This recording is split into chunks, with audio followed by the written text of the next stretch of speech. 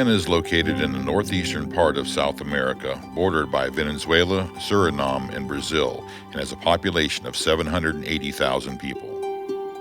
In its 20-year history, Grace Ministries has planted 9 churches, and of the 10 regions is home-based in Region 1 by the Aruca River in the village of Hosororo. Due to the remoteness of the area, almost all of the villages in Guyana are only accessed by boat and by foot. Our long-term plan to reach these people groups is to focus on 3 things: discipleship, church planting, and leadership development.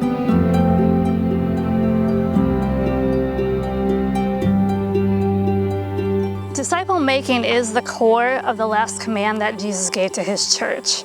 Paul modeled disciple making in the early church and summarized it in what should look like in 2 Timothy 2:2, where it says, "And what you have heard from me in the presence of many witnesses, commit to faithful men who will be able to teach others also."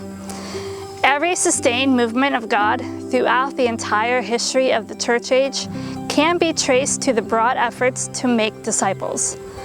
At Grace Ministries, we are dedicated to the Disciples Making Disciples movement, and the fruit of our Disciples Making Disciples initiative, we anticipate healthier churches that naturally multiply.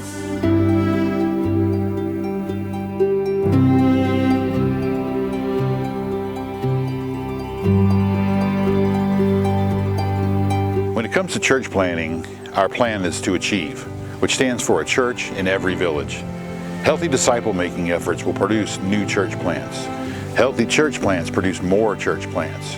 Our achieve strategy is simple. Give us a village and a disciple who becomes a disciple maker.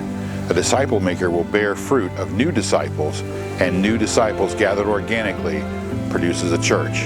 Despite our limited population here in Guyana and ministering mostly in remote areas, we believe that through God, this ministry will realize 25 healthy churches in the next 10 years.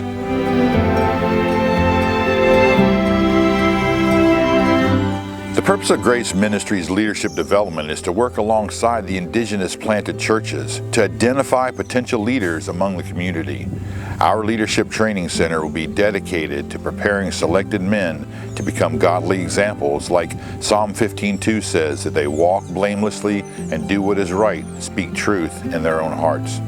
That they walk before their people and fulfill that sacred task that God has called them to of leading their communities and their churches.